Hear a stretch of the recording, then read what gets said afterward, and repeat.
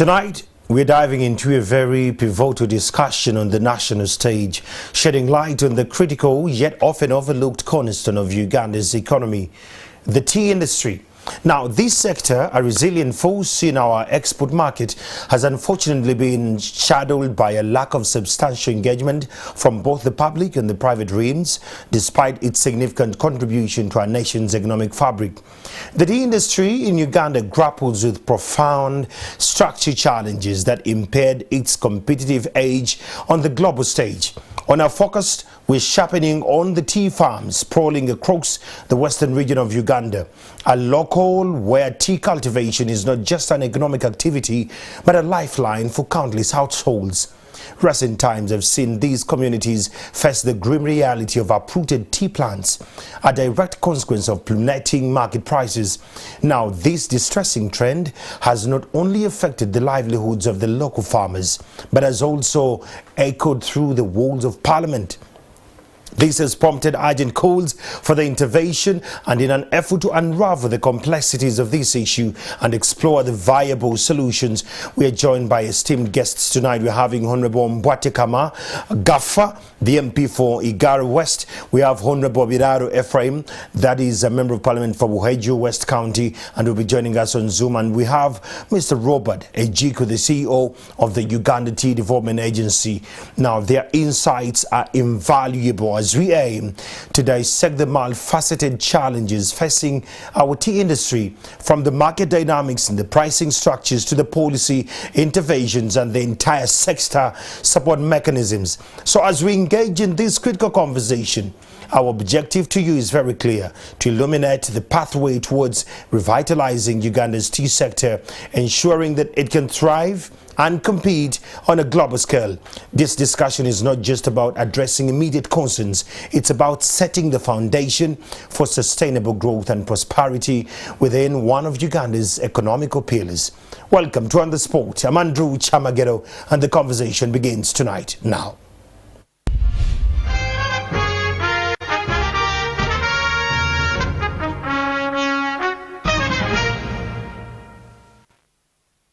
Great conversation. Good to have you, honorable members. I will start with Honorable Mbwatekama. Happy New Year. Happy New Year to you, and happy belated Valentine. Oh dear. Did you celebrate it? No, I don't. I don't. You wish I did? Hopefully. Oh. Because to me, every time I celebrate it with my wife, so I don't need to. Dear. Yeah. You celebrated, but this time you didn't celebrate it? No. Okay, good to see you. Robert Ejuke, good to see you and Happy New Year. Thank you. Happy New Year to you too. Good evening, viewer. Honorable Mbwatekama, I'm going to start off right away with you. Earlier this week, you came out vocally highlighting the concern of the tea sector. I don't know how you went home that day, but you seem to have equally lost your voice. The energy was, it was very emotional and sensational in its energy and the tone you used there. Your choice of words were very grounded to this agenda. Now, give us the details of what are your concerns that you're seeking redress and the stakeholders to get on the board on this. Good evening, viewers. First and foremost, we are hurt as tea growers. Okay. It so happens that I lead a constituency, Igara West in Ushen, and the main activity, economic activity, is tea. It so happens that I'm also an outgrower. So I'm also affected, equally affected by people affected. So I couldn't sit and watch. Honorable Mbwatekama, on the request of the public, do you mind taking off your cap so that those farmers can be in position to identify with you?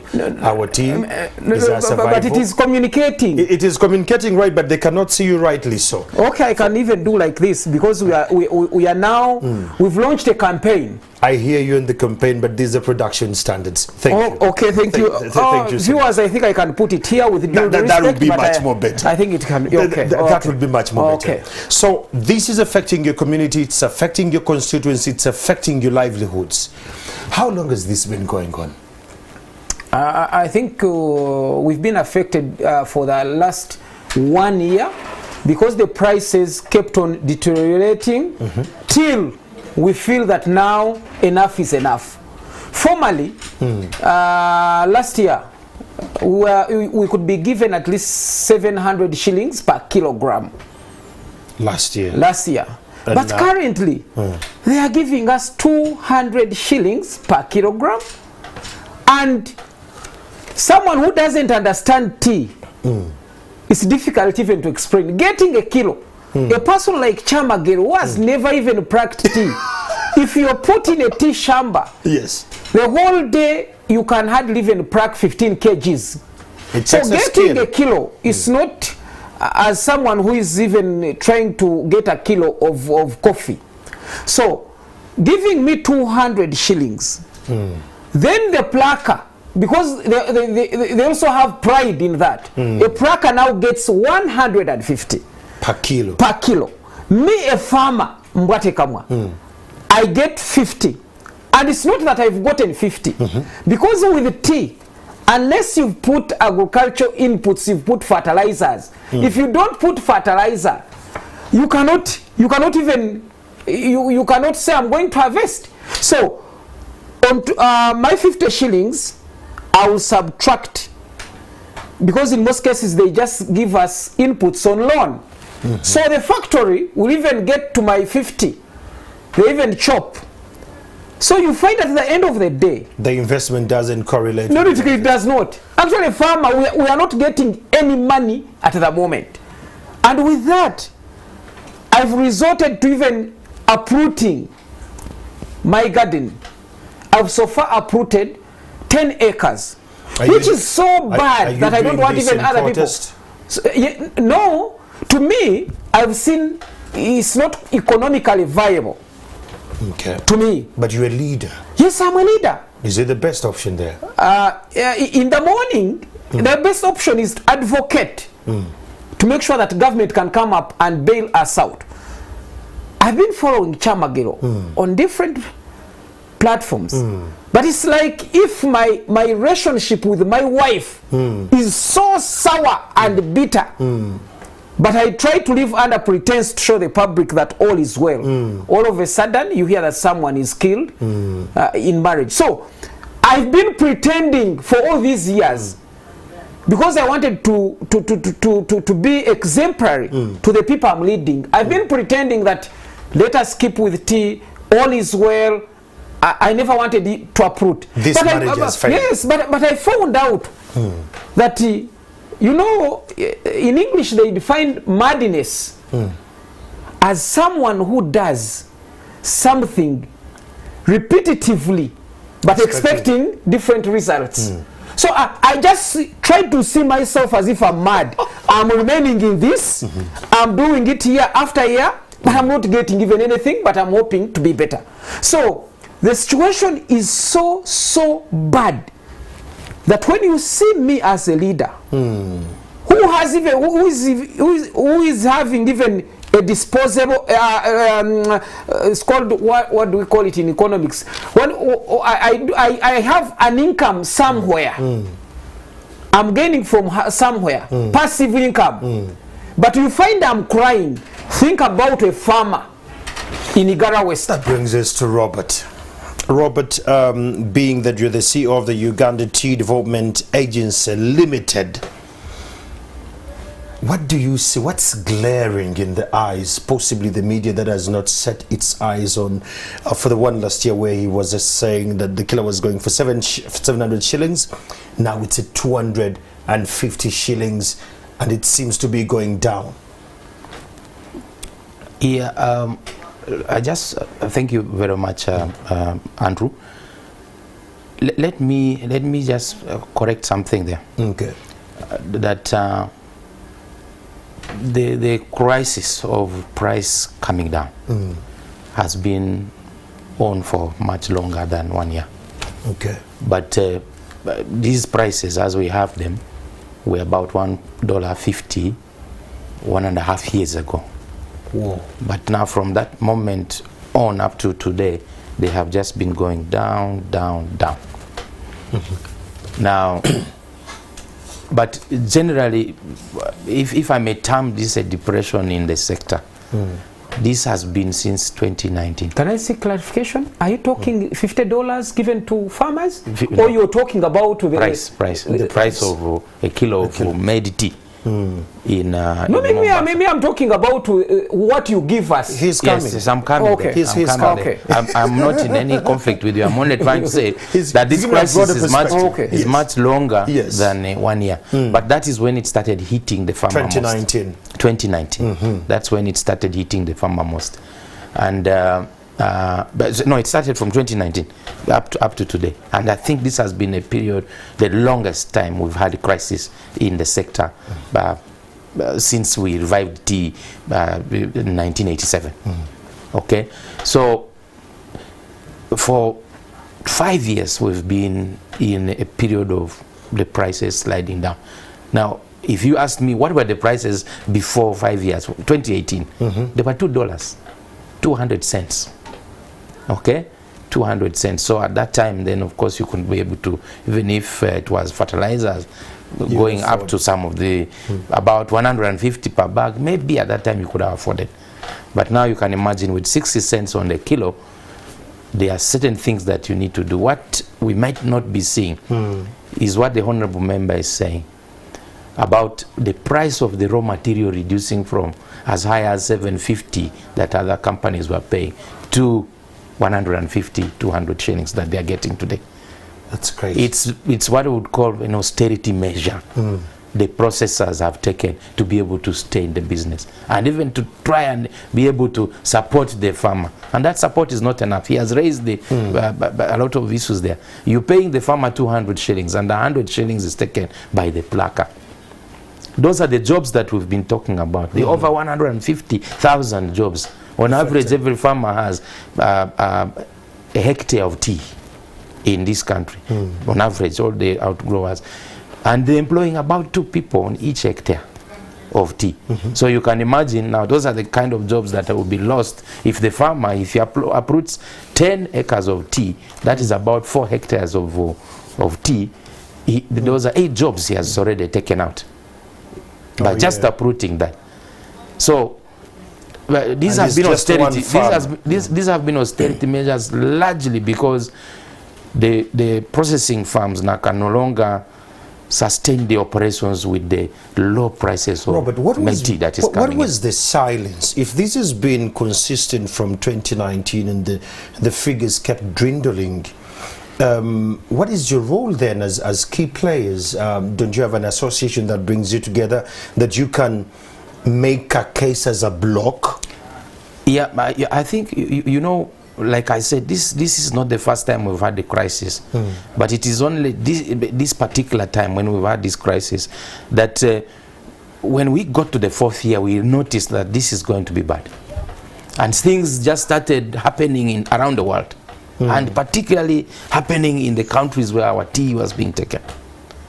You can imagine the floods in Pakistan. Venezuela, Pakistan. In Pakistan, were not any creation of the tea farmer or the sector here, but it impacted on us. The conflict in Sudan was no creation of the sector here, but that's where our tea goes. Brexit, when the British said we don't want to be part of Europe, that's when Russia started fighting. These are our markets. And today, as we even speak, there is already disruption of the little that is being taken, black tea, that is being taken to the UK through the Red Sea. There is already disruption with the Houthi insurgents in Yemen attacking ships that are taking this tea there. So already there are notices that we are going to have less tea coming into this country by big stores in the UK. Sainsbury already communicated and told their customers we are going to have disruptions in supply of black tea. Now what does that mean for them? There the black tea is going to be more expensive. And here you still have local challenges. And here we will now be unable to sell into that market because they can't store this tea somewhere. Although the Americans and the British are trying to work on that that conflict just started. It's hardly 2 months. But when they started, heavily. It's already beginning to impact on that. Honorable, so these are all unpredictable things that happen in this in our world of tea that the sector here in Uganda would probably have no control over. But the other things we can have control over. We will come to that. global dynamics, regional dynamics, and local dynamics, and you as a legislator on the floor of Parliament, you raise your voice. Do we see some headway? I think, one, we need to acknowledge that globally, because of my colleague, what he has mentioned, it affected our tea sector. Yeah.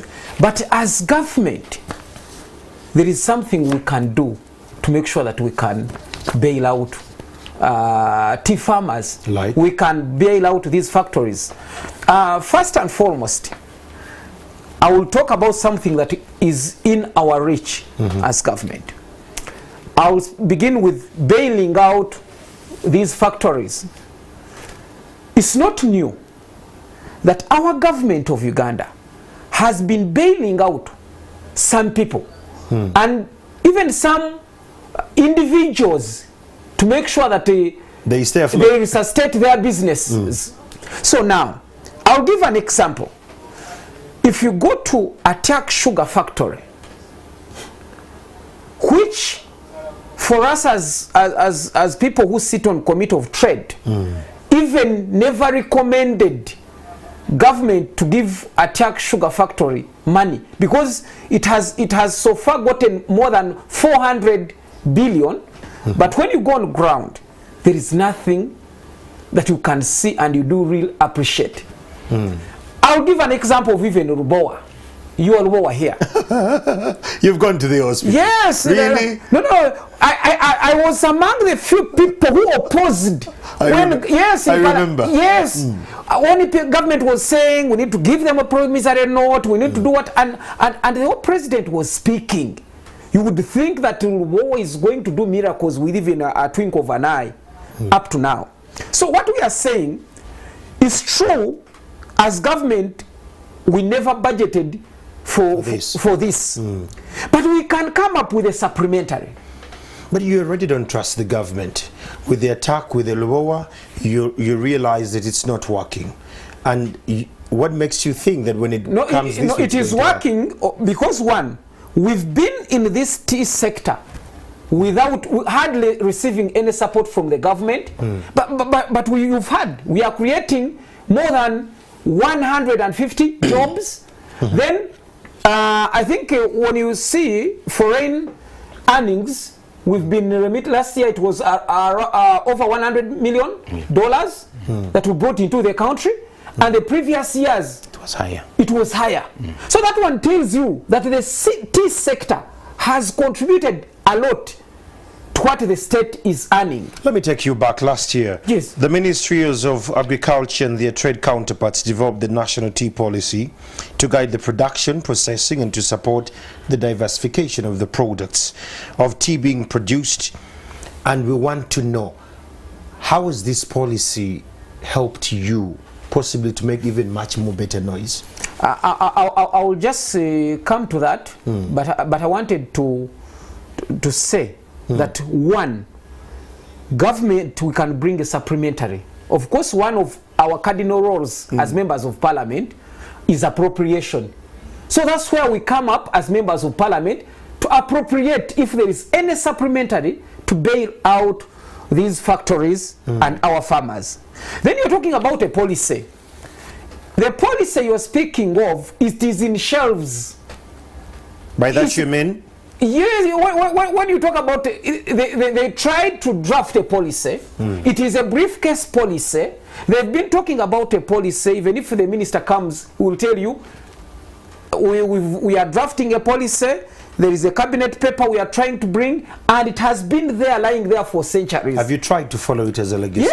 Yes. Even I think this week when I raised the matter, Minister Bahat came up and said the policy is coming. It is still on cabinet paper, and at least this time I wish to thank the Right Honourable Tayebwa, who gave him an ultimatum by Thursday next week. We must be having an answer where this cabinet paper that contains the policy that is supposed to bring has reached, and hopefully we are supposed to get good news. So when we are talking about immediate interventions, The policy right now, it might not help us to sustain our businesses in tea. We need it to make sure that it will address the issue of quality, because even quality is affecting our tea.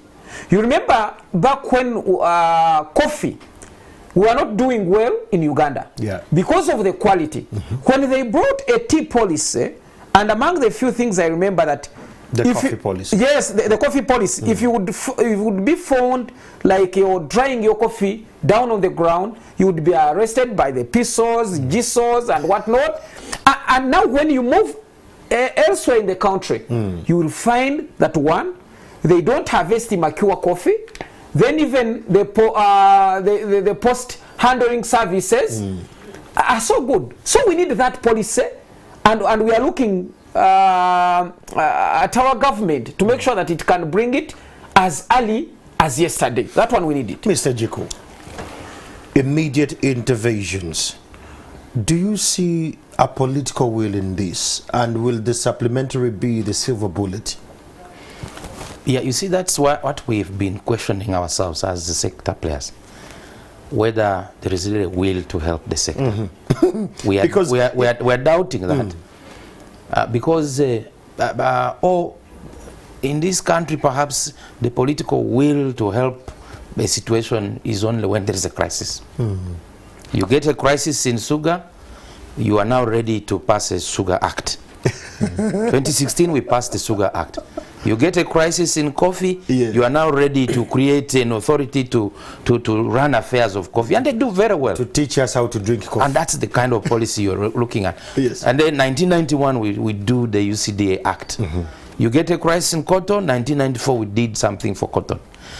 Now, tea has to go under a crisis again for us to say, why don't we have a policy? The biggest problem I know for government could be, if you create these authorities, they're going to be expensive, we don't have the money, how do we run them? But these policies can be under boards, like they created the sugar board. And boards are much cheaper to run, rather than abandoning a sector and allowing it to go to the dogs when you can actually do something about it. Let me just refer to the policy that the Honorable Mbate Kamwa mentioned here. This policy is out as a draft. And the question of will comes again here. But unless that has happened in the last few hours. Are the stakeholders aware? Yes, the stakeholders were involved in the drafting of this policy. Several meetings. We even had donors help us in funding the drafting. So unless it happened in the last few hours, this policy had not even gone through the top management of the ministries, sector ministries. So if it doesn't go through the top management sector ministry, I don't know how a cabinet paper can come at that stage. So while we're thinking maybe next Thursday we'll have a policy presented to cabinet, it's going to be another question to be answered. But you know, once it goes through the top management in the sector ministry, it then has to be goes to finance. I think he knows that more. Finance then will say we have we prepare a certificate of financial implication, and when you have that certificate is when you can now go to cabinet with a cabinet paper that we're coming to present this policy. And we've not gone through those two stages. So I don't know whether next Thursday that policy can actually come up. But like he said, it is more of a medium to long-term kind of solution to the current crisis. And that's the current crisis, we need immediate interventions. He has already mentioned the question of supplementary budget, the bailout, the question of bailout. Why bailout? You know, right now, all the companies, something you asked, what aren't we seeing as the Ugandan public? Most of these tea processing companies are currently facing working capital challenges. Break it down. Yeah, they are facing working capital challenges. And when you see in the mainstream media that 90 companies have closed, what does that mean? It means they have gone through so much over the last year or two, and they have reached a point of no return. It's like the vital organs of a body are beginning to fail. They are giving up one at a time. It starts off maybe the kidney, and then you go on dialysis. The lungs begin to give up, the liver, the heart, and the brain eventually give up. Then you're finished. So the companies are now, they're on their deathbed, if I might use that very, very harsh term. So we need to do something to ensure that we can resuscitate these companies and get them going. Because what are those vital organs that I refer to using the body, That's the what I human wanted body? you to break down in terms of those vital production. organs are the costs of operation, day-to-day operation. It starts with the raw material that the farmer supplies. The farmer is already being squeezed to operate below their cost of production. They cannot manage themselves. So when Honorable is uprooting whatever, I would say he's doing it out of desperation. But he's doing it out of desperation because he doesn't know what else to do. He could get more money maybe from planting bananas. And he has given us a lot of or rearing, yes, or rearing a cow here, there for milk. Okay? But so when we come in and say, okay, let's try and boost the working capital base of this sector so that they can be able to pay the farmer what they are supposed to be entitled to, and they pay it on time. There is a saying, you can pay a farmer, but on time. Yeah, you can pay a farmer above their cost of production, but you don't pay it on time. That's already a problem that is afflicting most of the processors now. They say, okay, we're going to pay you 300 shillings. And you are unable to pay that. 4 months, 5 months down the road, you haven't paid the farmer. There's the cost of electricity. We've mentioned this. If you don't pay electricity, UEDCL or MEME is going to come and switch you off. They're going to switch you off, and that's the end of the business. That's one of the other vital organs. That's the kidney, perhaps. Once MEME switches you off, you try to go into generator, then your cash flows won't allow you to buy the fuel. So then the fuel runs out, and then you just have to stop. So it is really it's a struggle that all of this now, as part of the austerity measures, people scale down on labor. Jobs are being lost. I could comfortably say up to about 30% of jobs have been lost in this sector.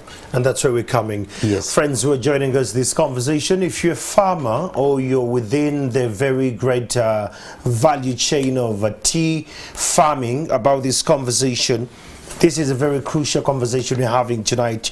Tea is Uganda's 4th largest agricultural export, after coffee, fish and maize, earning over $85 million. That is as of 2022. Its contribution to export earnings during the National Development Plan 3 through the agro-industrialization effort is expected to increase. Now this is the funny bit. It's expected to increase further as Uganda exploits new markets such as South Sudan. And we want to understand, Honorable Mbwate Kamwa, what is Uganda's tea contribution to the economy? Because the numbers you gave us previous years, they're just enough to make case in whatever committee and whatever commissions you go to make this expedited faster. I think there is a question you posed to my colleague when you said, is there any will of this government? Because the figures are clear what we've been contributing to this country. Even if we wouldn't be contributing anything, I want you to look at even the jobs we are providing. Direct and indirect. Direct and indirect jobs. Now let us focus on direct jobs, because whoever has a tea plantation, you must be having a praka. It's a must. And it's not one, not two, there are so many. So I want you to see, these people, they are paying pay as you earn. The majority are paying pay as you earn. Yes, yes.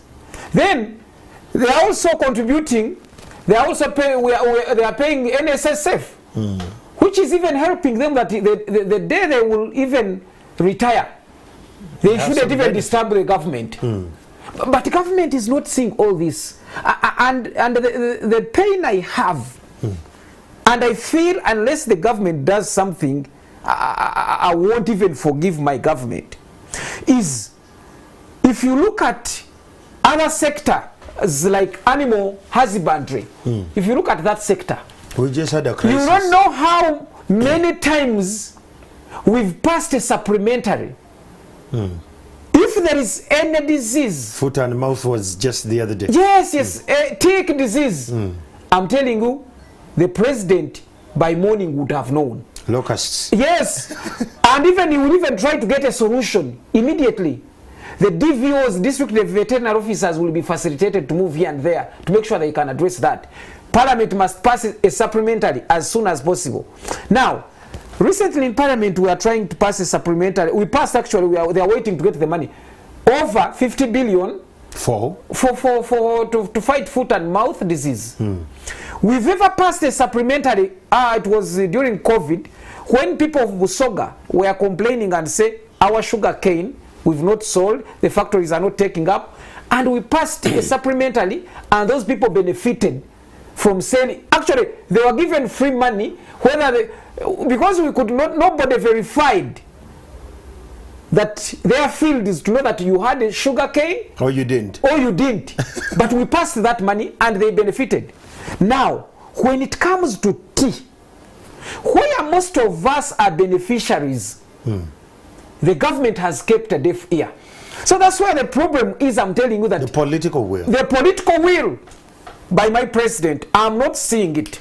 That's why they are telling you the policy is coming up, cabinet paper, and the process of reaching there has not yet even started, apart from that draft. Mwatekama, don't you think like people like you are possibly the ones dragging this conversation?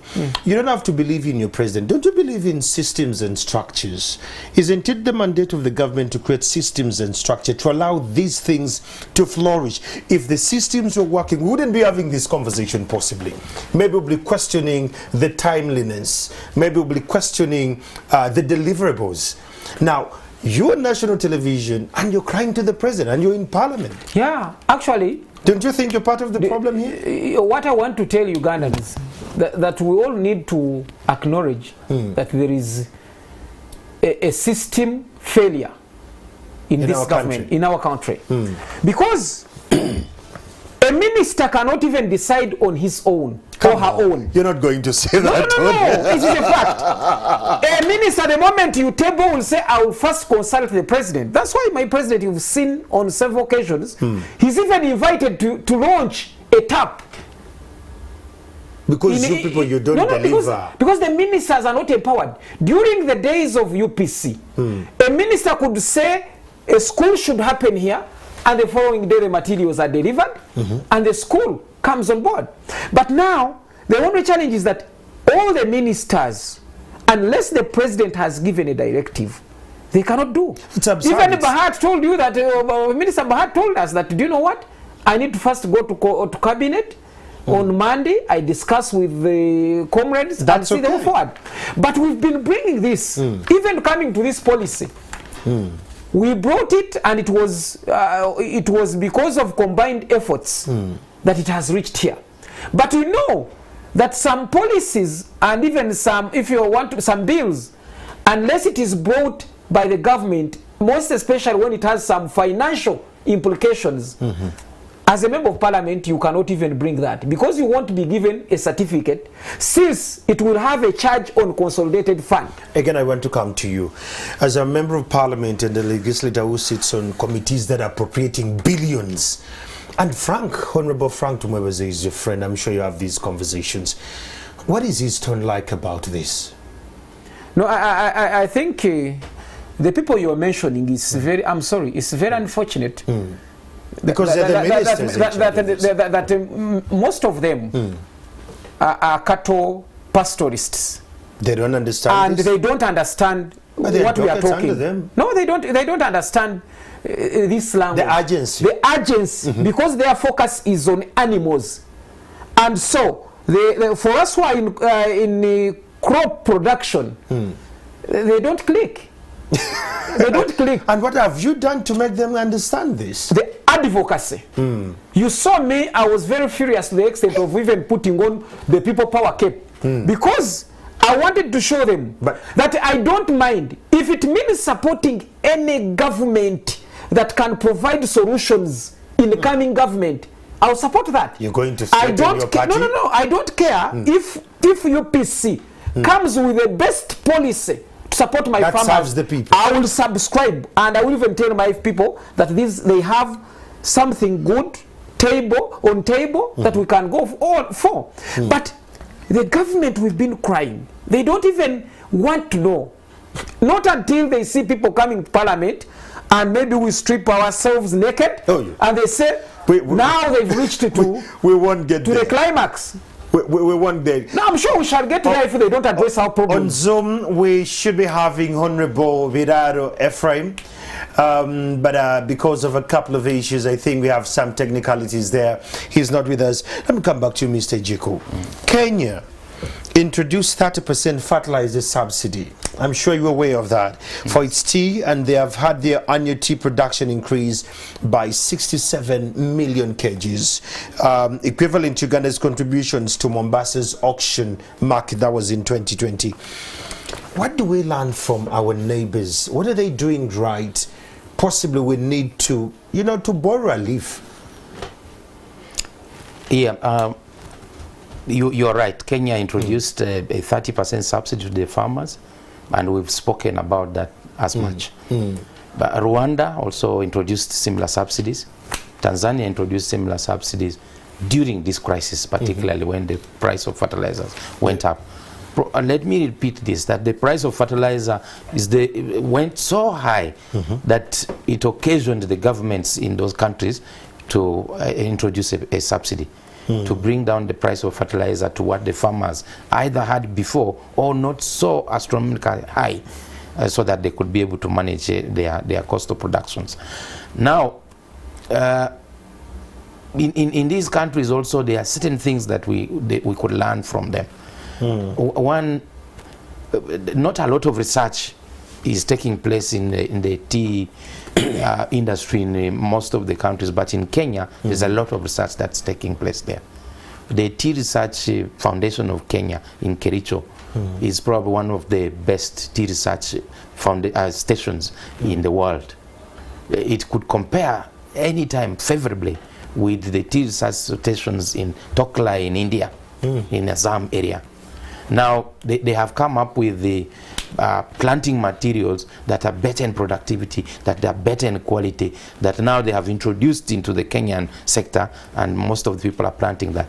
Now in 2001, when the government intervened in the tea sector and decided that one of the interventions is going to be to supply planting material of that very good quality from Kenya. We, at the time I was working in the factories, I've been in this sector for 25 years.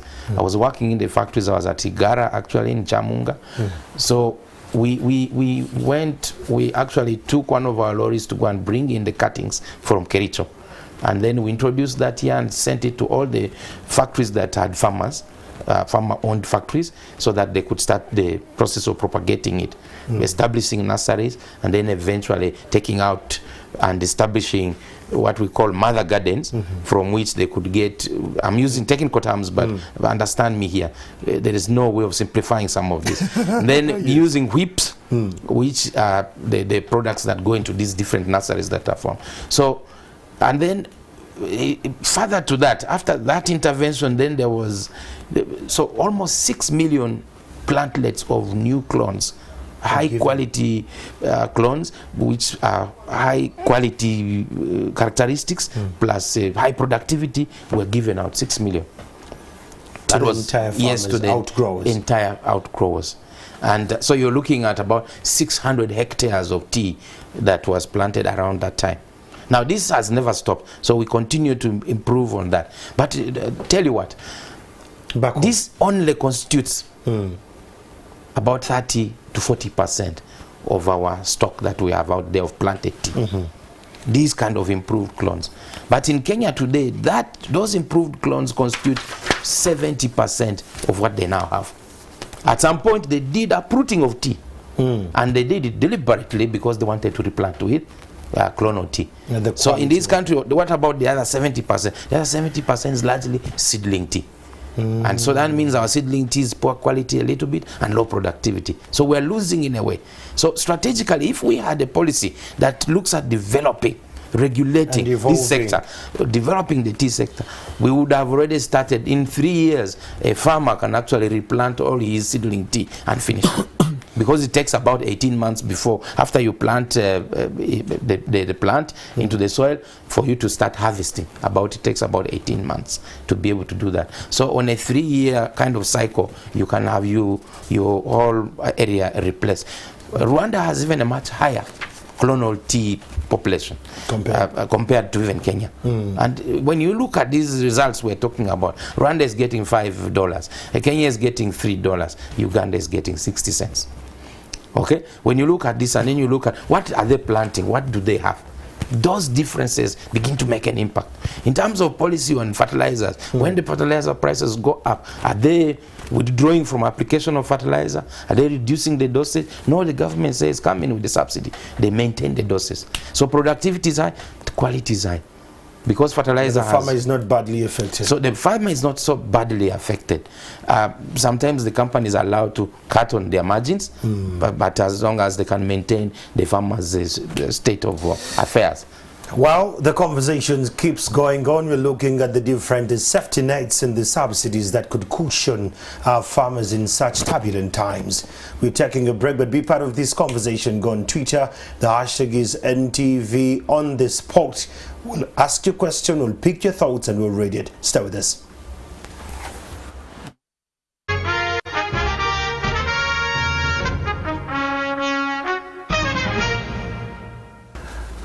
Greetings and thanks for staying with us. It's still on the spot tonight. I'm Andrew Chamagero in the studios. I have with me Honorable Mbwate Kamwa Gaffa, Honorable from Igara West, and of course we have Mr. Ejiku Robert, the CEO of Uganda Tea Development Agency Limited, and we should have had Honorable Biraro Ephraim on Zoom, but because of a few technicalities and possibly the technological challenges in our country, he was not in position to join us. I understand a couple of you are asking those questions online. Where is Ephraim? But at least we have a quorum that can help us go around this. I want to start with Honorable Mbwate Kamwa. You are uprooting your gardens. Producer could help us with some footage there. We have seen some farmers uprooting the tea from their farms in protest, in frustration of this. Is this going to go on? And for how long is it going to go on?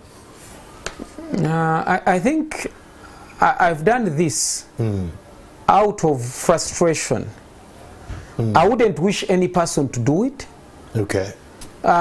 Because you never know. Now that we are trying to compel the government, make an immediate and long-term intervention, things are likely to be better in future. Then again, you might find that I also have some income somewhere. I'm dealing in other things. So you might, but if you try to uproot and this is your only livelihood, then honestly things cannot even be better. You might be better off if you're getting even a penny from that one, because it can sustain you. But all I know, if my government does not provide a solution, at the end of the day, people will uproot. We don't wish to see this, and we would be even losing it all as the government. So that's why we are telling the government to come in immediately. We've talked about stabilization fund, of which should be given to the factories. They bail them out. We've talked about subsidies with fertilizers and the herbicides. Yes. Unless the government comes in. Formerly, we used to buy a bag of fertilizer at 70, between 70 and 80. Right now it is 240 times more than times 5 times 4. That's where we are. So even if you apply, even if these factories decide to give us 700 shillings, still for us as farmers, we cannot even break through. And even the factories would even be operating losses. Secondly, we need to look at electricity whatsoever. If you check at factories that happen to be in industrial areas, the cost of electricity per kilowatt, they are paying 1,928 shillings. Unlike our factories that have never received any subsidy to do with power. electricity. Yes, we are paying 3,471, twice of what other factories are doing. And remember, we owe everything is that is my tea. Actually, that They is are fruiting it. yes, that is my tea. The other one is my banana plantation, and they are fruiting. And now 10 acres, everything is done. And You're frustrated. You can see, I had even put anything, it was looking well maintained, but I realized that the cost I'm incurring to maintain something that is not productive, I cannot go ahead. And I decided to uproot. So, I wish to tell government. my government that we have something that we can, yes, that is a message. I'm sending a signal. And they're listening, they're watching. Yes, I'm sending a signal. And that's why even I'm putting on a t-shirt that whoever is not against us is for us. That is, I think Jesus is the one who said that. It is in the Bible. So, even if you are in government and you are against us, you are against our economic activities, then I don't think you can be for us. So we need someone with solutions. But anyway, I was trying to bring what government can do. Okay. Can government come and say, please, with electricity, we produce it here in Jinja, we have Karuma, we are not importing power here. I don't see the reasons to why power should be so expensive that these factories can hardly use. So we are even comparing the government. Among the things we are requesting, government to come up With the energy plan. energy plan. What are they putting on table for these factories to operate and reduce the costs? Then I want to show you that we also have to do something. Loan rescheduling. All these factories are having loans, and the loans are choking these factories. But it's like a man who is hanging on a cliff and pretends that all is well, or I'm swinging. But anytime, It's falling. So all these factories are pretending, and it's like one time I had some cars in transport. I was in transport sector, but every day I was making losses. I never received any phone call that told me that today there is a very big deal. The phone calls I could get, I say, you see what? No accident. Here all the rims are down, such. But it took me some time pretending, because I knew if I sold those cars, my people would think that this person is now poor, is selling everything. Not until I felt enough is enough, I gave up. Like what the 9 factories have done and said enough is enough. So we can do anything. Loan rescheduling, government should come up, talk to these banks. and we have agricultural loans. No. Don't they apply to the tea farmers there? I think he is the one better to tell. I've ever applied for those loans. I've never seen them forthcoming. In UDB? No. Yes, UDB I've ever tried. I've even tried the microfinance support center. And even when I have everything, the papers are there. So their government tells you we have money there. And that is the language people can... And when you go there? It's not there. It's not there. There are only figures in papers, but there is no money as what you expect. So they need to come and talk to these banks, and we negotiate with the banks to make sure that they can reschedule the loans, yes, such that our factories can get some relief. Again, I want to tell Ugandans that when you go to Kenya, where these people are taking our tea, the stores or the warehouses where they are keeping our tea, they are keeping our tea in government of Uganda owned stores, but being run by the third party from Kenya. That is here. That is here. Uganda Property Holdings. It is a company by guarantee, and a company by guarantee, that one means that it was created to make profits For Uganda. for Ugandans, but it is run by Kenyans who tendered, and they are charging exorbitantly for even Ugandan companies where we are storing our tea. Have some Ugandans shown interest that they want to? Actually, Igara Tea Factory, the directors told me at one time they applied, they wanted to own and pay the government.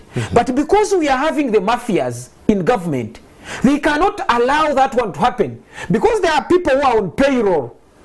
Every month they are paid to make sure that those people who have gotten a tender should not lose out to the tender. I will give an example that 1 kilo, they just charge it 0.13 cents dollars, 1 kilo. Now, I've seen in Igala, you've been there. I've been only seeing that almost you find every day they can produce a container full, and those are around 2,200 tons. 22 tons. 22 tons, yeah. 22 tons. Now, you get 22 tons times 1,000 per ton, because the ton is 1,000, isn't it? Kgs? Then times these cents and see how much. Now, now that we know that Uganda Holdings, Property Holdings, it is our company, government of Uganda, and we know that it charges a lot of money to Ugandans, we need to come up with a policy again and say, now, let us change.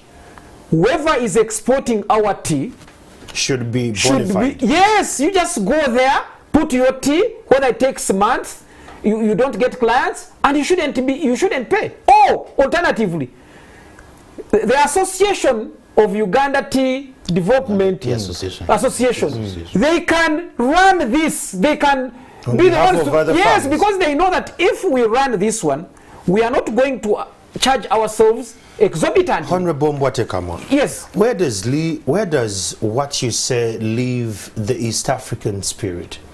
Can't we coexist with our Kenyan brothers, with our Tanzanian brothers, possibly in the same business? Earlier on, Ejiku here said that Kenyans have better practicing methods and approaches. Couldn't we use that as an entry, possibly to understand how we can live together as East Africans? I might say they have better practices, but Kenyans are shrewd. That's what I would say. You learn to be shrewd as well. No, but we failed. We've failed, but they are shrewd in that. There was the time we went there as Committee of Trade and Tourism. The bad quality tea, our tea, they say that it is bad. We found that once these people sell our tea through auction in Kenya, they just get our tea, mix it with their tea, and they sell it using Kenyan brands on the market. We were shocked. You went there as a commission? Yes, the committee. When we came back, I requested for space. I aired out whatever I wanted to air. On the floor of Parliament, of course. And the Prime Minister promised that they were going to look into that because it is a bad practice. And up to now, it's never. So my question is, if our tea is real bad, so bad, it's like if I have shoes that are torn and you're saying your shoes, and maybe they have what we call carbon mugere, everything is stinking. Filthy. Yes. And you then, one time I want to help me with your shoes. This is what they are doing, getting our tea, the so-called bad tea, mix it with their tea, and they sell, because now they are selling a name. They have a brand. For example, if you mention about Kericho, yes, if they say Kericho tea, that's it. That's the tea. That is the tea. It is the brand, and you will take knowing that I'm taking the Kericho tea when actually you're taking Igara tea, Ankole tea. You're taking Toro tea.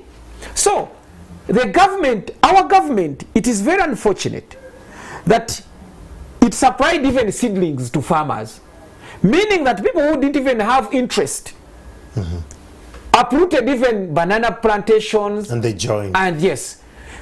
If you're a government and a responsible government, the moment you think about empowering these people to plant a cash crop, you wouldn't even sit and say, this is laissez-faire, leave us alone in economics, and you leave these people to struggle looking for markets.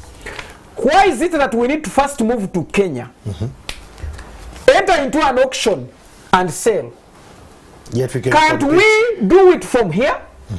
Can't government, I've seen ministers flying almost every day abroad. Can't we get those so-called people who are buying tea from German, from somewhere, they come and buy our tea from here?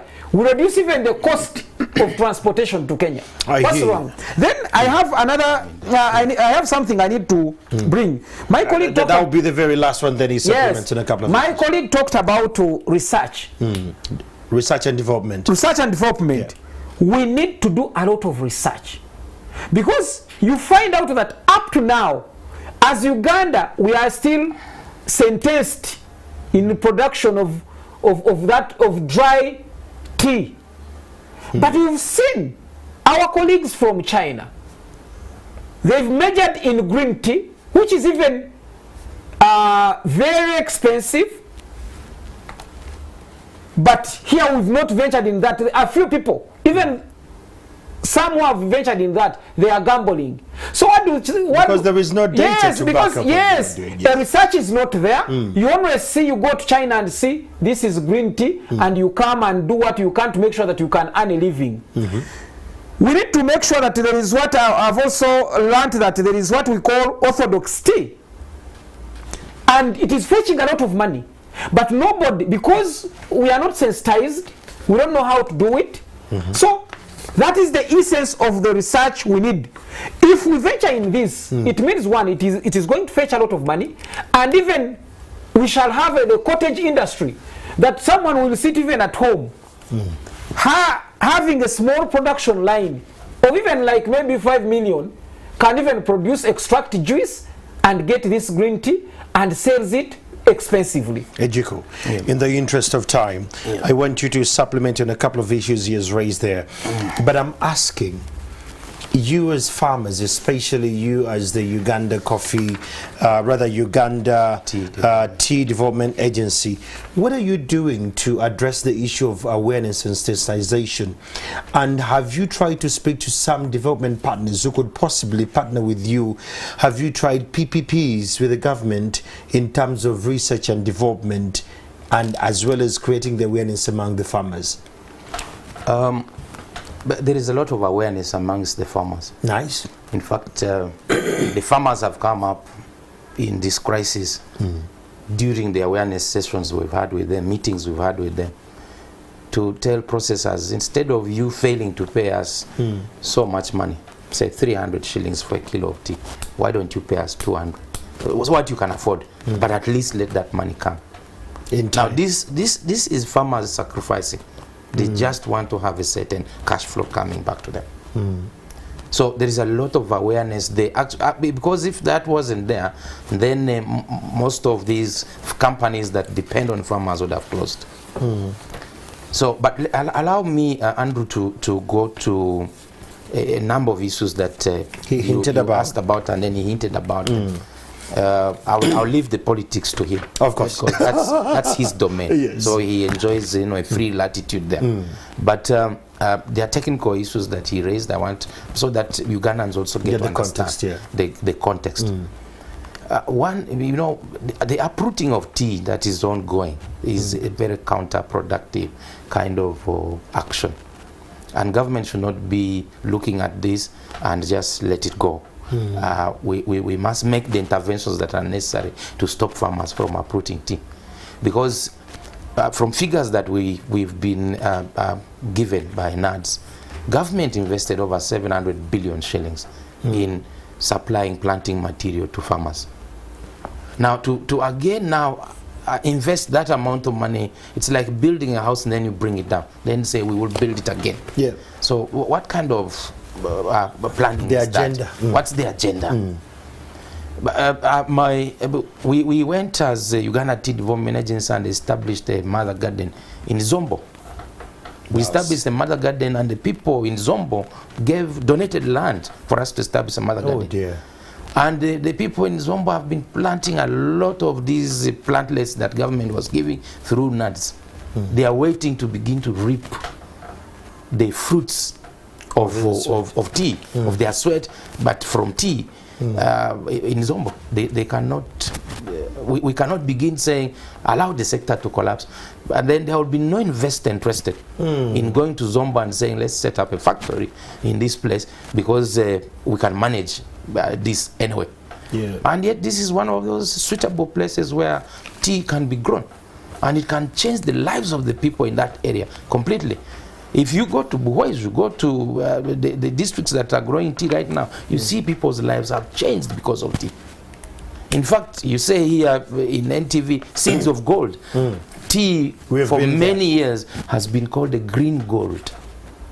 That has been our green gold as a country, because it has changed a lot of lives.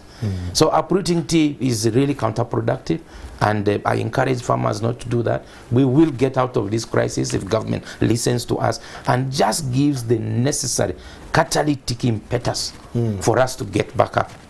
And as I said, there is a lot of demand for good quality tea. So if we can improve on the quality of our tea, we will fetch better results. Let me just get to SCF funds, or what they call agricultural funds. Yes.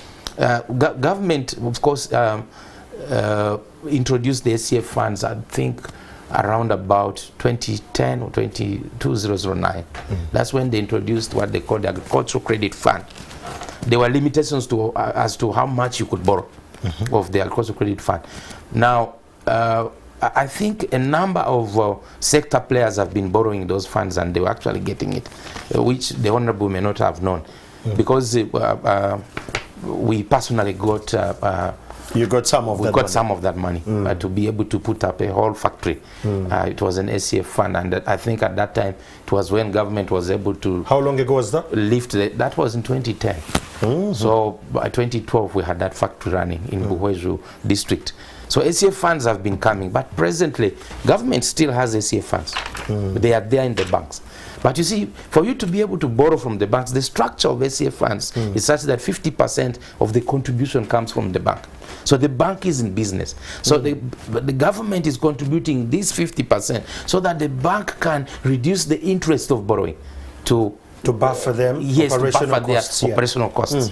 And saying, instead of you going out there and looking for this money, we have funds here, give it to the sector, especially for value addition, for this and that. So 50% comes from the bank, and the bank is in business. This is a commercial bank. Yeah. I don't know whether SCF funds have gone to Uganda Development Bank, but I know they go to commercial banks. Most of the commercial banks have been receiving those SCF funds.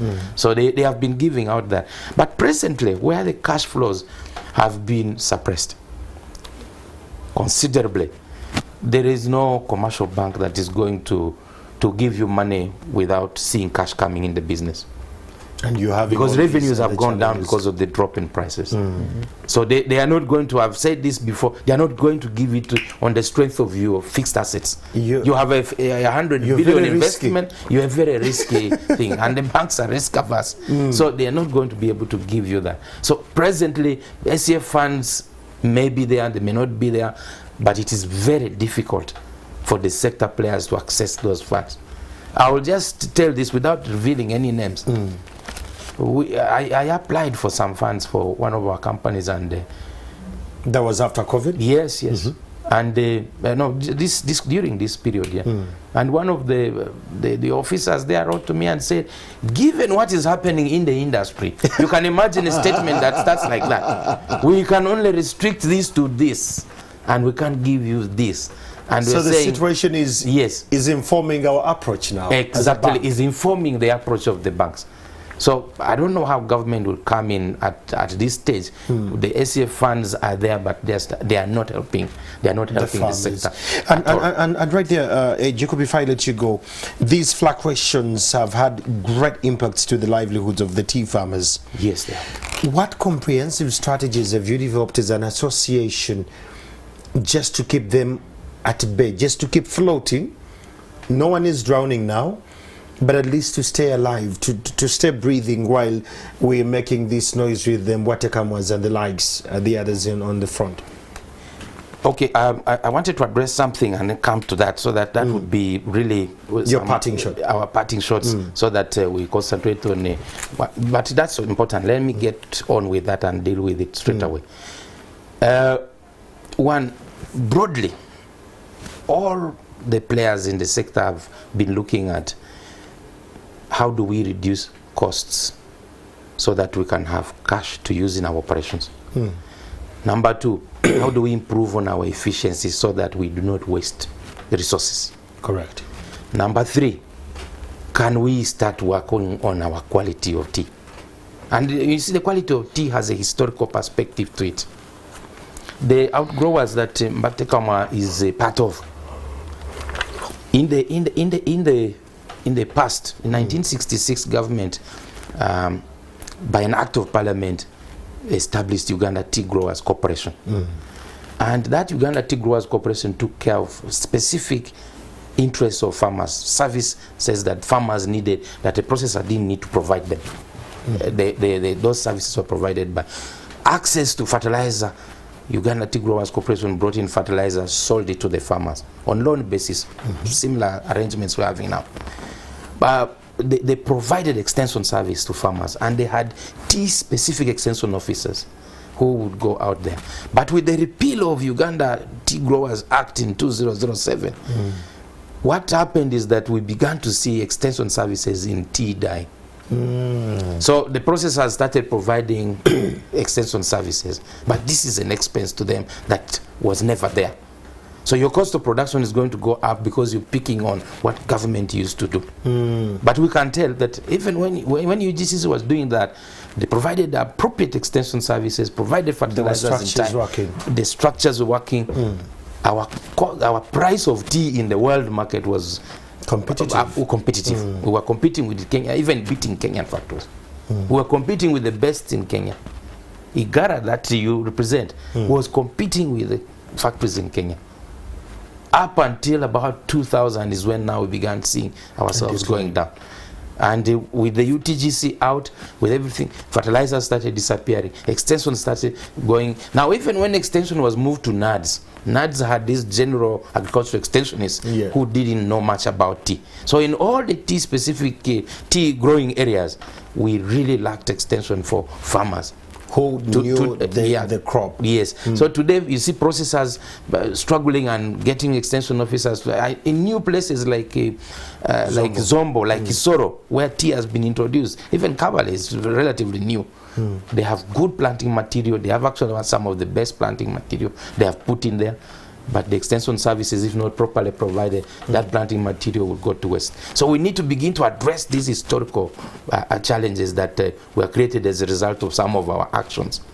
Now, but they're reversible. They are reversible. Obviously, they are reversible. There is something that we can do to be able to reverse that. So, we talked about a market. You know, but it's also important. And that is regional and international. Yes, international. You see, for us, what we call the world market for tea is the auction center.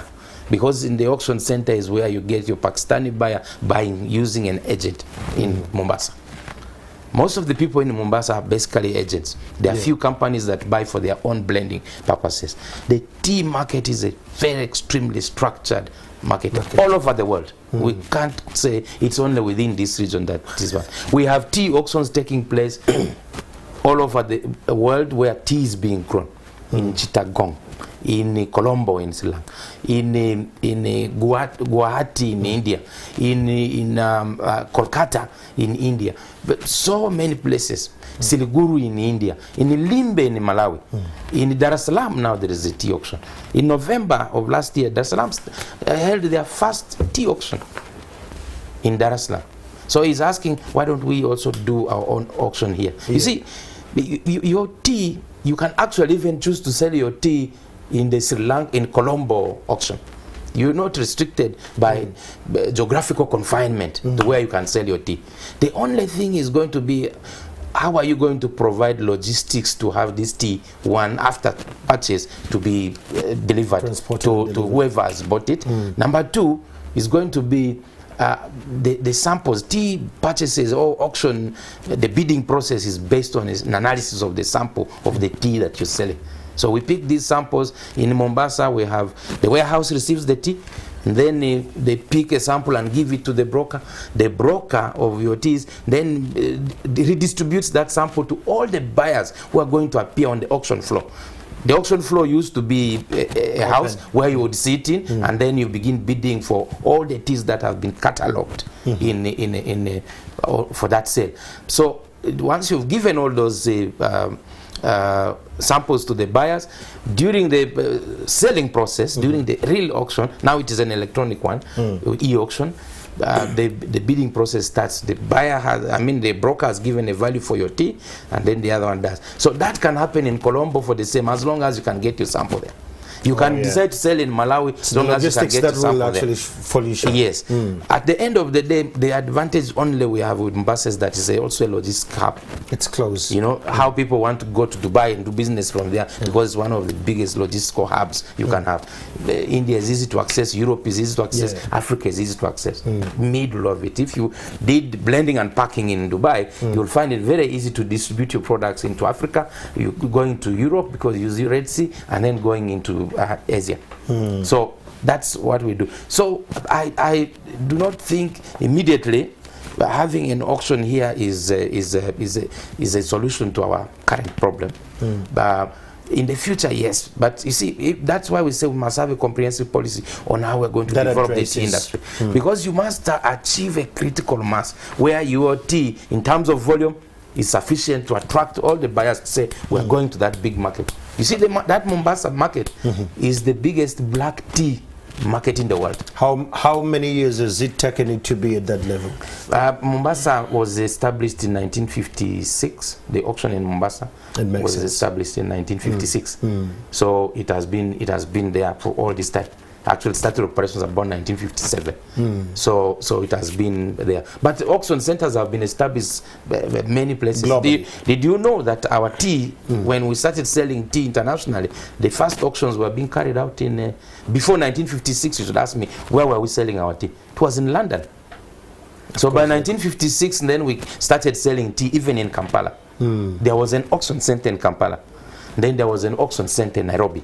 Then later, as the Tea Association came together, they said, why don't we transfer this auction center to Mombasa, where after all the containers are, that's our point of dispatch into the international market. Strategically it was... Strategically, then they moved to that. And all these auction centers, Kampala, Nairobi, eventually closed, and we went to Mombasa. So your issue is structures, systems to make sure that we have clarity on the policy, where we are headed, and what steps we're going to take there.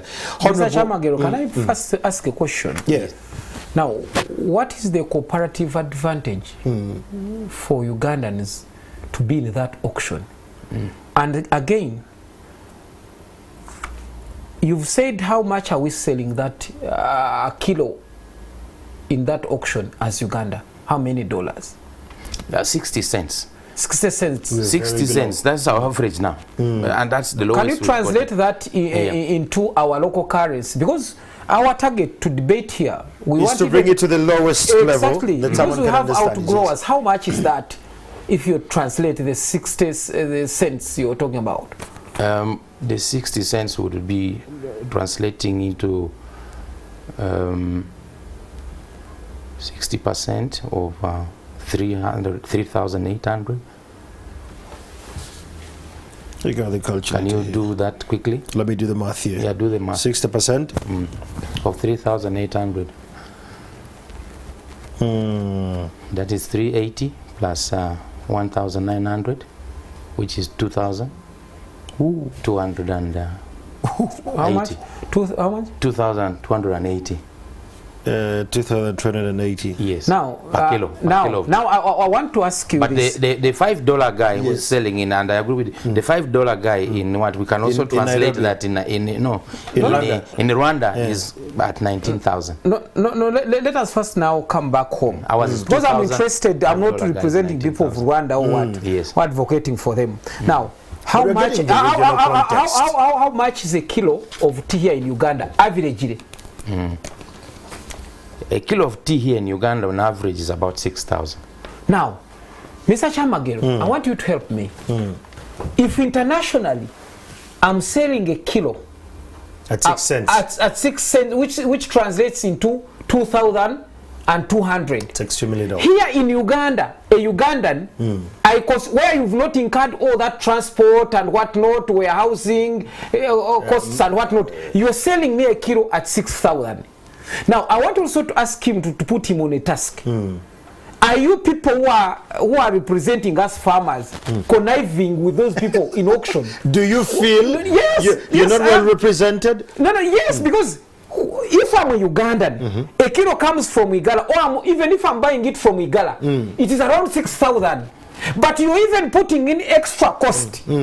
Carrying this tea, ferrying it up to Mombasa, you're even given less of what you're selling it from Uganda. So I'm asking you, what do you benefit from that marriage? Earlier you said your farmers are well informed and their awareness you might be even a party. Is one of the farmers who does not feel well represented. Respond to that query. You know, the questions of syndicates in the Mombasa auction market is not new. Actually, the Kenya Tea Board investigated that market. Yes. And they did it on behalf of farmers. And we have the findings from that investigation. That is why the market never really collapsed. It never died. It instead has continued to grow. You trust the investigation results, the reports? I think there are certain things that are so obvious. Because who is better in this industry than the Kenyans are? The Kenyans, particularly those that are representing the smallholders, the Kenya Tea Development or Agency Limited. Those are the biggest guys. In terms of how do farmers like him get comfort that their plight is being addressed and amplified on the other side? Above all, you're talking about Kenyan syndicate. How am I sure that you people who are representing us in that market, you also don't play syndicate? Because there is no rocket science to tell me here you're selling me expensively when you've ventured little, and the other side where you've put a lot of money, you're selling it less. So it means in Uganda, if I want to drink tea, it's easy to go to Mombasa, buy it, bring it to Uganda, it will be cheaper. Well, I don't know whether it would be cheaper, but we can do the calculations. For me, as the Ugandan tea producer association or processor, I buy the tea from the farmer, process it, and then package it and dispatch it to the warehouse. Then from there, it's my representative who is the broker who has to get the best value out of that tea. But you know, the broker is paid a percentage of the amount that he gets in the market. So in whose interest would he be working if he decides to the market? Yes. So that percentage he gets when your prices are better, the broker gets a better amount of money. So it should be in their interest to fight to ensure that. And you see, the thing is, it is so fluid that you can change a broker just by the stroke of a pen. Let me bring it back. And say, I'm changing a broker, I want to get a different broker. Let me bring it back home. How are farmers like Mbwa, Tekamwa, and the others protected that even the broker goes and vies for them? Because this is sweat.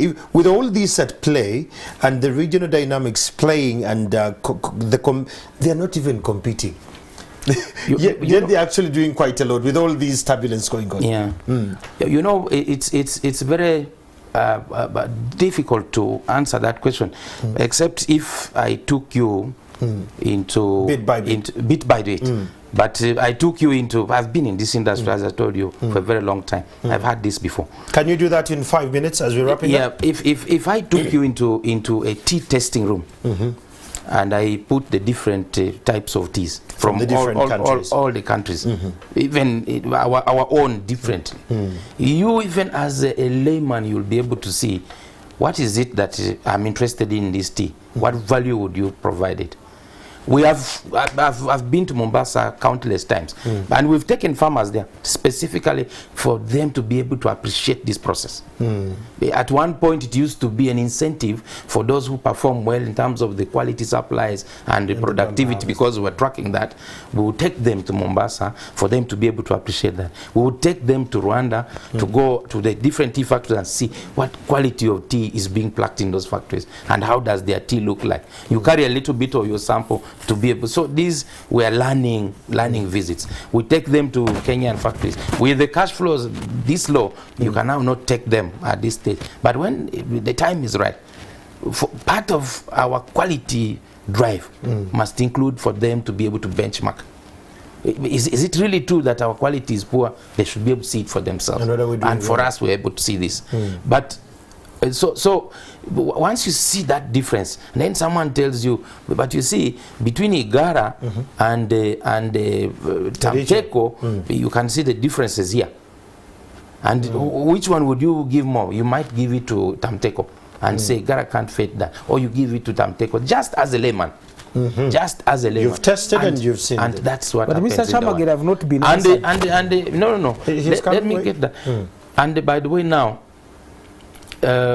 because the auction is e-auction, they just entirely depend on the sample you gave them. So I've seen the sample, the broker has tested that sample. The buyer tests that sample and puts his price. The broker is saying, this is going to be, let's use our prices now, it's going to be 60 cents. Okay?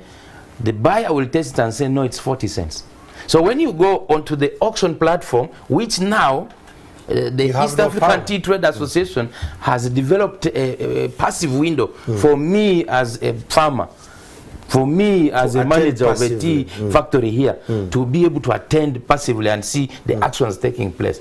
You will see that no one is bidding for your tea, and then you begin to ask yourself why. So at the end of the day, when you look at the transparency that, for instance, the e-auction was trying to bring, people thought at the time, when people are seated in the room like this, they are looking at each other and saying, please, please, please, please support me or something. And then eventually get a better price, get a better. But now with the e-auction, everything is out open there. There's a passive window for anybody, a director of the company. What are we doing wrong at Jik as you're finalizing? And how do we compete relatively in those auction houses? Now, ultimately, we've said our crisis of prices started with the suppression of the markets. And those markets, I mentioned them. Now, right now, I've also said that we need to improve on the quality of our tea. Because there is market for good quality tea. There is also market for poor quality tea. But there is a lot of production of poor quality tea. That's simple economics. Supply and demand. This supply has outstretched the demand. Now, where did our demand go? It went with the Sudan conflict. It went with the problems in Pakistan. So we have a glut of poor quality tea in the market. So eventually, you are going to get a low price. But good quality tea is fetching $5, fetching $3. Even between, by the way, 60 cents may be the average that we're getting. But there are those factories that are even getting 40 cents. And then there are factories that are now getting $1.20. That is happening. The results are public. That's the quality differences are the ones that... The quality differences are the ones that keep us in this bracket. So can we break off from this bracket and then go out there and make a difference? Gentlemen, as we're finalizing, what are your parting shots? No, Mr. Chamagere, I'm still left in dark. You've not gotten how you're safeguarded in the auction. I'm just looking at myself. Let me just give a simple example for my farmer to understand the village. I'm having a banana plantation. I expect that when Chamagere comes to buy my banana... As a middleman? From my banana plantation immediately, you're expecting that the prices are going to be low compared to Matoke. You've ferried up to Kampala or up to Mbarara. Yes. Now, I'm just looking at, I think there is a challenge that even our people may be directors and people who are leading the association, they have also not helped us to make sure that we can like taking our tea. Oh, you understand? Because if you are telling me that I should buy a kilo at 6,000, I'm a farmer, you're giving me low prices, and you said, imagine you're giving me 200 shillings. Per batch. Per batch. it does not, it cannot make a dry tea. But I'm trying to translate. If I can buy it as a farmer 6,000 Ugandan shillings, then you take my tea far away in Kenya, you only earn a kilo 2,200 shillings. Which interest do you have there? So you're discouraging us, because someone would think that tea here in Uganda should be cheaper.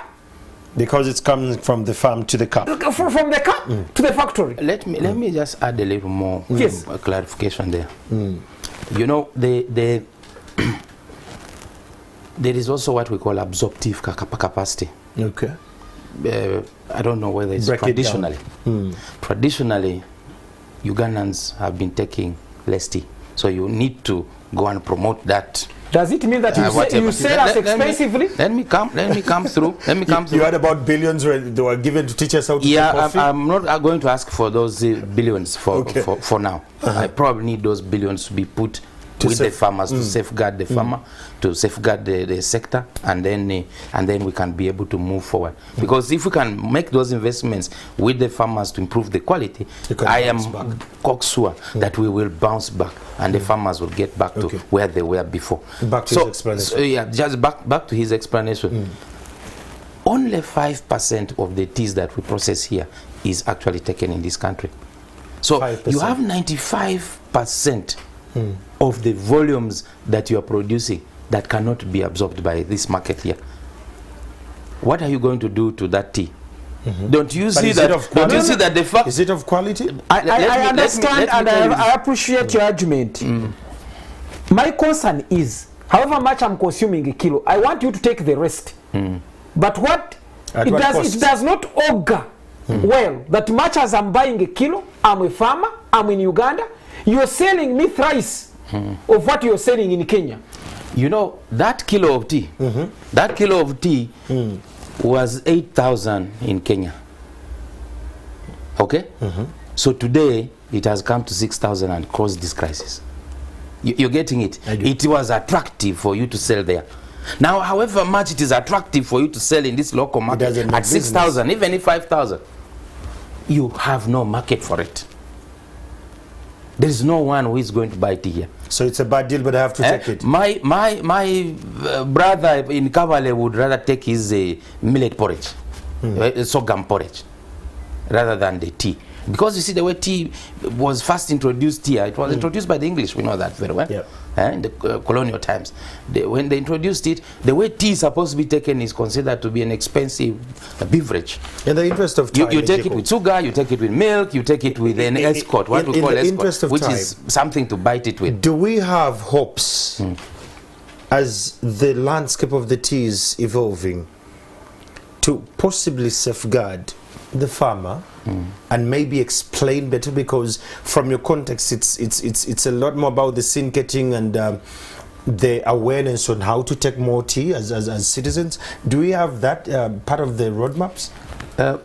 You know, yes, but medium to long term. Really, we want to be honest with you. He talked about, the honorable member talked about us establishing our auction here. We can do that, but let's build capacity towards getting that, getting to that point. One is build a critical mass, have the production to attract that market here. Okay, let me conclude that Tanzania, I told you, started doing their own auctions, and they had many arguments. But for them, they also considered that since we are at the port in Dar es Salaam, we can raise the critical mass. We can do what Mombasa does. We can raise the critical mass. They came to Uganda and said, can you pass your tea through here? They went to Rwanda and did the same. Unfortunately, even their own Tanzanian farms, they were able to attract 10 out of 20 farms to be able to sell there. That's good mobilization. But that has since changed. They have not carried out another auction since the last one. It's not as easy as but it took them 4 years to do that. In this crisis, if we are going to start that process, let's say it will take us shortest 2 years or 3 years, we will probably not be existing. So we must look at the immediate solutions and attack them. Then we will go to the medium and long-term solutions and we bring it home. As a finalizing this, Honorable Mbwate Kamwa, what are your parting shots of this conversation, and what has come clear to you today while we're having this conversation as real farmers of the country? I think through this conversation, I've known that we are not equally safe. We are looking we are appealing to government to help us. Supplementary and the political will. But we need even to go an extra mile. Find these people who are representing us to take our tea to Kenya. The dealers. The dealers, including our directors and whatnot, what they are doing on ground.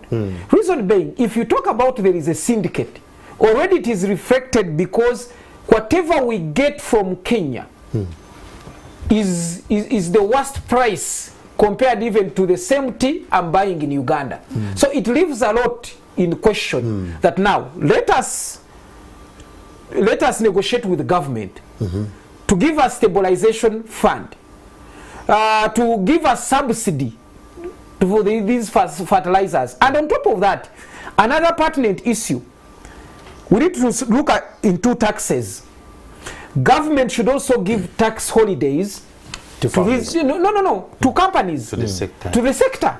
Because if the sector has been contributing a lot of taxes and now it is crumbling, everything is shrinking. Should be cushioned. Yes, but now the government wants to milk a cow that is bedridden. So I think among the demands we need even to request from the government, we must get tax holidays in this sector. We've never even benefited from any, but this time it must see that the only way it can help us, it can resuscitate us, is to make sure that we get those holidays. So I would appeal to Ugandans that now let us focus the debate towards making sure that the tea industry can be revived. Let us focus our debate on economics rather than political succession. Because I'm sorry, I saw people in Kololo some few days back and the majority were my fellow members of MPs. Yes. But people are putting too much focus On the politics. on politics, political transition rather than economic transition. In the interest of time, Honorable Mbwatekama, you did make a disclaimer to your farmers. You uprooted all your garden, you're frustrated and you don't want to be in this marriage with the tea anymore. Do you mind making a disclaimer before we close? Oh, thank you so much. I need to make this. Please. Comrades Yes. who are in tea industry, They're the watching. tea farmers, I know you're watching. Me, I've uprooted my tea because I was frustrated. But when I'm a very good fan of wrestling, when you're watching wrestling, they normally put a disclaimer that you shouldn't try this at home. Okay. So I'm appealing to you. What try. I've done, you shouldn't try it in your tea plantations. Please keep with tea. We shall keep on fighting for you, and we shall try all means to make sure that our government can listen.